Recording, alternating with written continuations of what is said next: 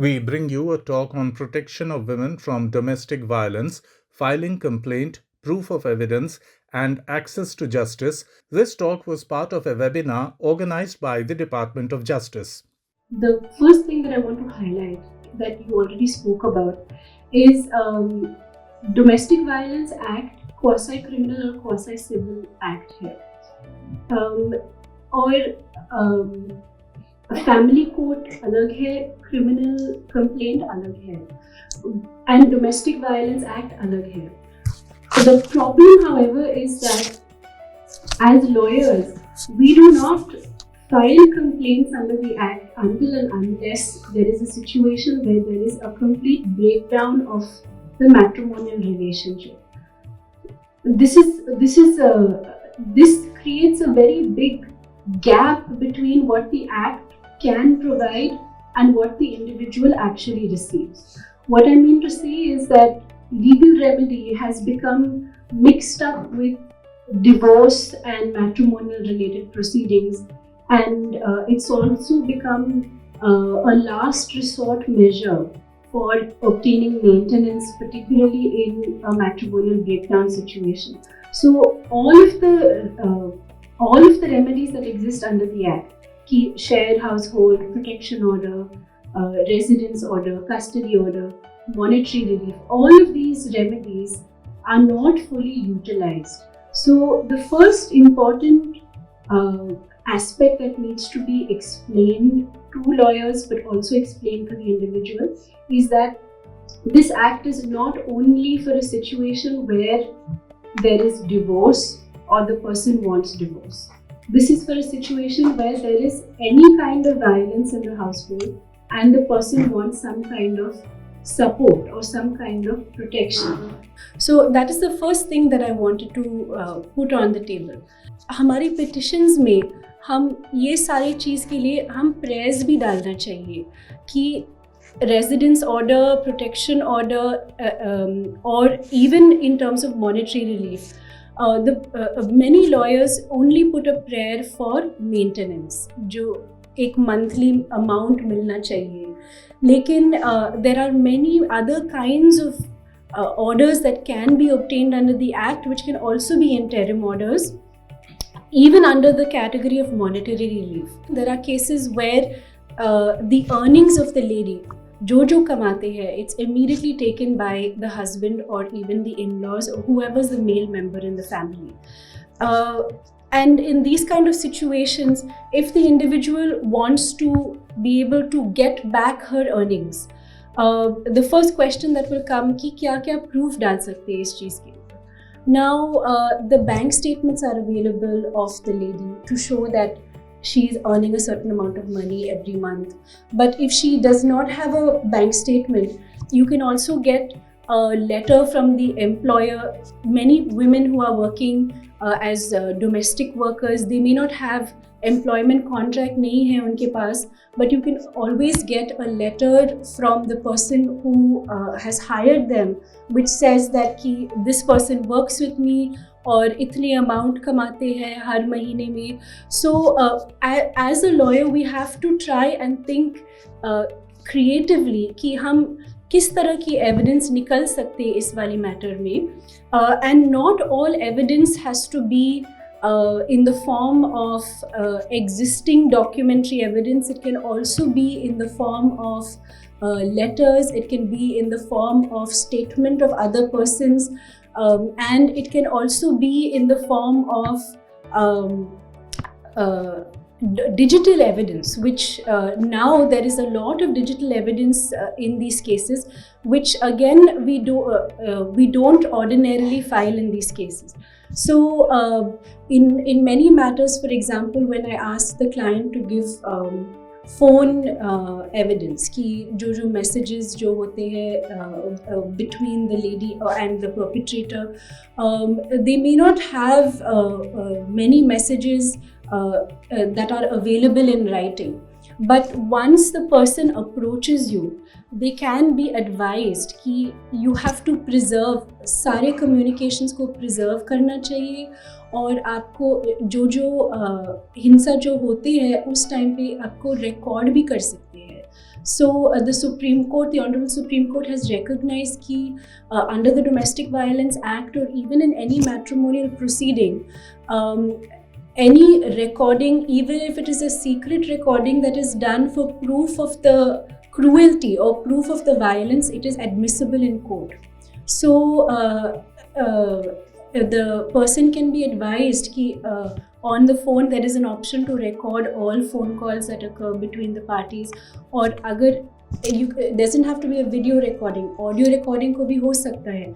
So when the individual first approaches you, there may be some advice that can be given about how evidence can then be created of ongoing violence that has occurred.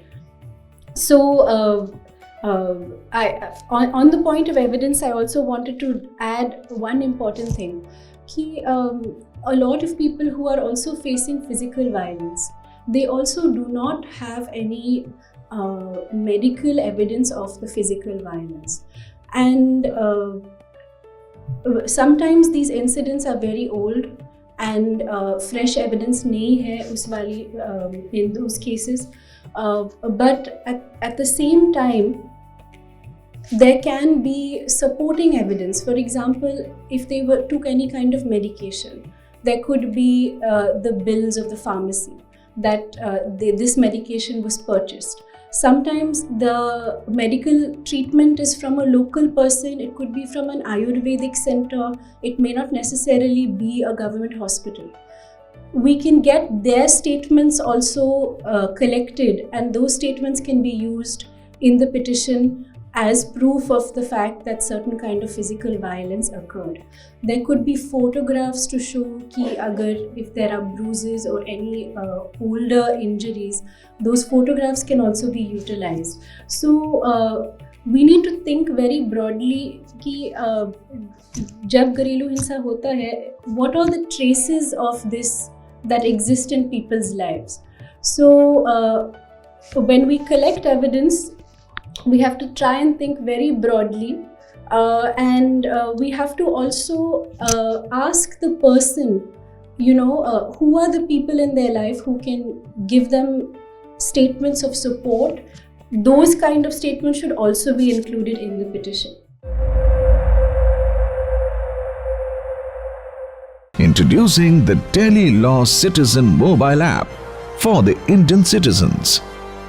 This app has been specially developed for you as a citizen by the Department of Justice, Government of India in collaboration with CSC. Through this mobile app, you as an applicant can get free legal advice and assistance from professional panel lawyers of the country in all kinds of disputed matters. Download the Delhi Law Citizen mobile app today. The other aspect that I wanted to point to that is a big challenge is Act में ये लिखा है कि the entire proceeding should be completed in 60 days.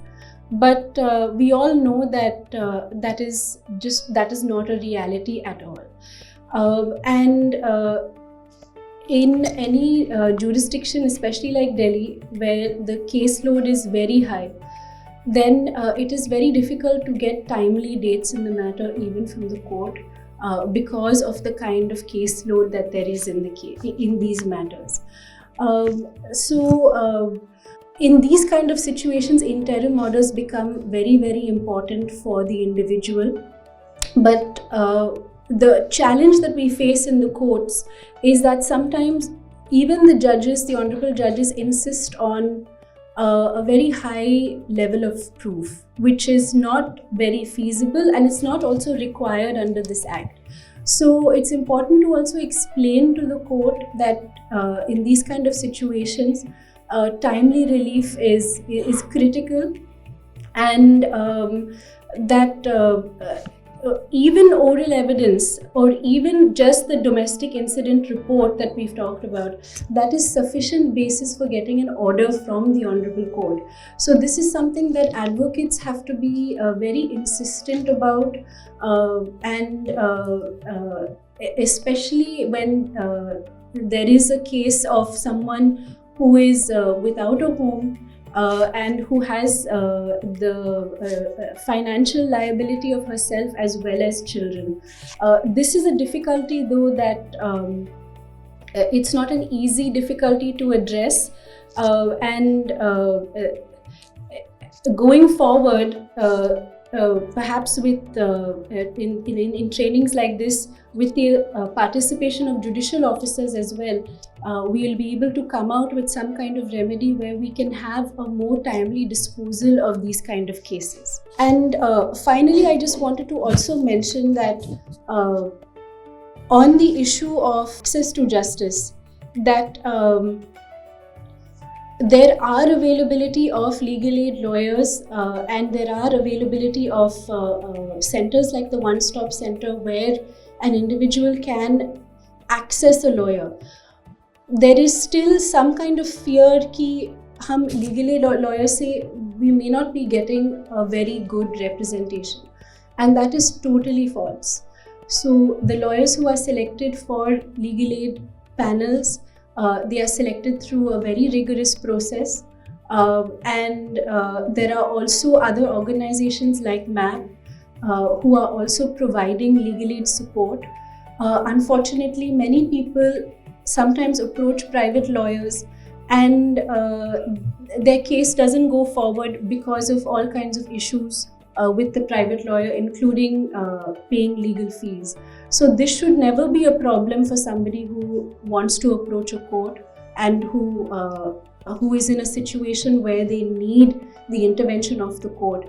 And therefore, I would like to urge that anyone who is in need of filing a case or need of a lawyer to approach the One Stop Center or approach the court premises. Also, there is the legal aid office in every court premise, and they will be able to give you legal support without needing to pay any legal fees at all.